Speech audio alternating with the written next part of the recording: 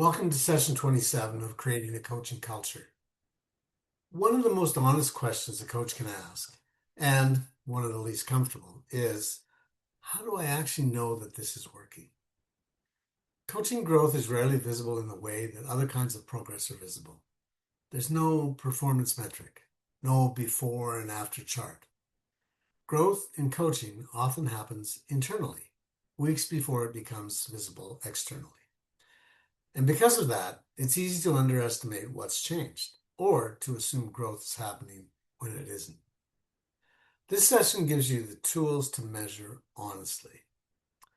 The session makes a distinction that I find genuinely useful. The difference between outcome measures and process measures.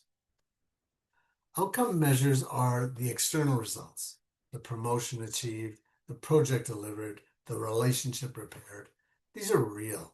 They're worth noting, but they're poor coaching metrics because they're influenced by too many factors that have nothing to do with coaching. The most remarkable growth sometimes happens in someone who didn't get the promotion. And some promotions happen to people who haven't grown at all. Process measures are different. They track how the person is thinking, how they're operating, independent of what happened to them. Is the person catching their own patterns before they become problems? Are they navigating difficulty with more intention and less reactivity? Are they asking themselves better questions or just turning to the coach for answers? Process measures are harder to quantify, but they're far more honest about what coaching actually produces. 2 practical tools from this session. The first is the before and after reflection.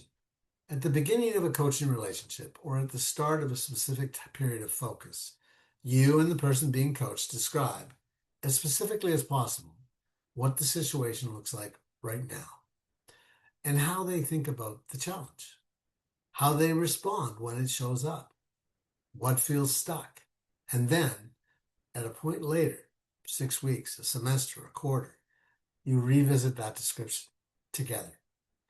Not, do you feel like you've grown, but how does the situation look now compared to then? The contrast makes things visible that ongoing conversations obscure, because in ongoing conversations, you're always seeing the most recent version. The reflection creates a gap you can actually see across. The second tool is the coaching effectiveness check-in. A simple, direct conversation between your coach and the coachee about the coaching relationship itself. Is this useful? Is there something you need that you're not getting? Is there something I'm doing that's getting in the way?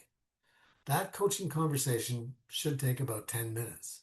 Most coaching relationships never have it. And in many cases, it would change them immediately. Measuring growth honestly is one of the most caring things a coach can do. It keeps the relationship honest. It protects the person being coached from a relationship that feels supportive, but isn't actually working or moving. Session 28 is our final session in part 1, the Foundations Capstone. 24 sessions, 4 semesters.